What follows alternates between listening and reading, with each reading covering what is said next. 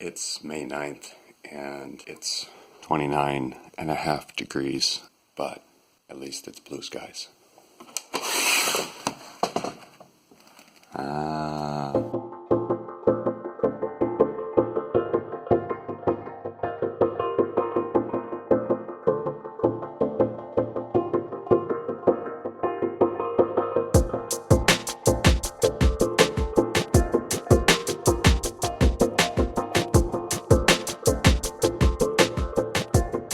Look at this. I just found this feather. I don't know what that went to, but it was big.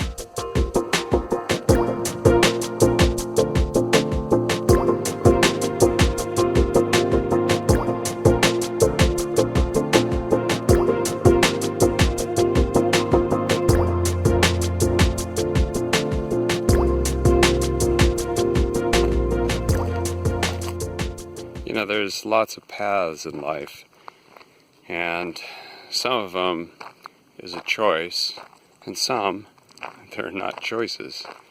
The biggest one, I think, is just life itself.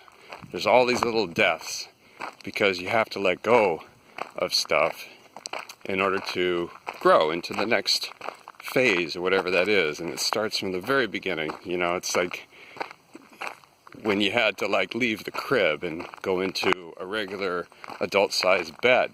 There was the leaving behind of the comfort of that crib with those walls that kept you protected and felt safe, to now all of a sudden you're in this adult-sized bed. There's no walls.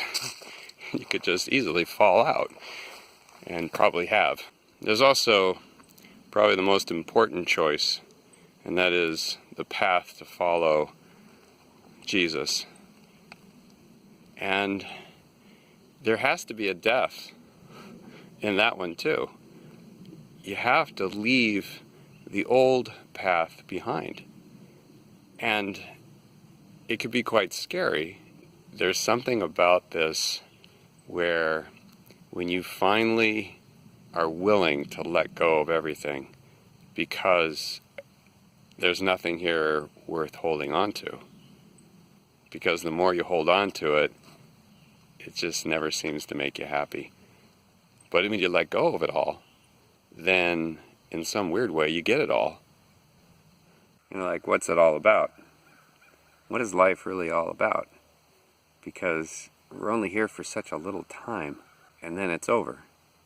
But not for the believer. We won't die.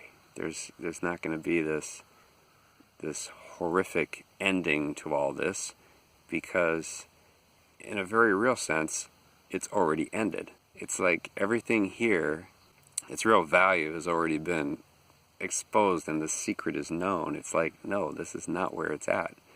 This is so temporal. It's in living in the kingdom. There's like these two parallel lives that we walk along. There's like the life here in the temporal order, and then there's this supernatural existence that we walk in. You see, you're not going to be able to get there unless you leave here. Leave it behind. And die to that old nature. The one that we grew up with. The one that we're so comfortable with. Because it's comfortable. It's like that crib. You feel comfortable, but you're like in a jail. It's like these bars.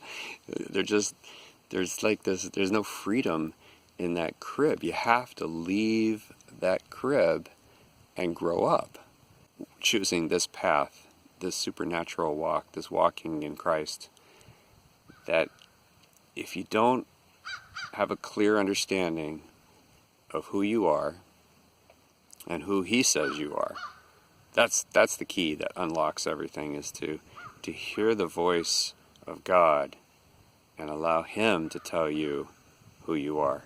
To take that chance and say, you know what, I'm going to give it my all. I'm going to let go of everything. Like pushing all of your chips in the center of the table. It's like letting go and just saying, okay, I totally trust you, God, with my life. I totally trust you. I believe that you have my best interests in mind. because he really does. Because he's your Father. And if you doubt it, look at the Passion of Christ. That's how much you're worth. I mean, heaven went bankrupt to get us back. And so it's not even a gamble. It's just a loving trust. And when you step into that total surrender, then things start to happen. And you can trust him. And it's not going to happen until you actually trust him enough to say, okay, I trust you. I am all yours. Take me, lock, stock, and barrel, 100% all in and no looking back. Then you're going to see some amazing things happen in your life.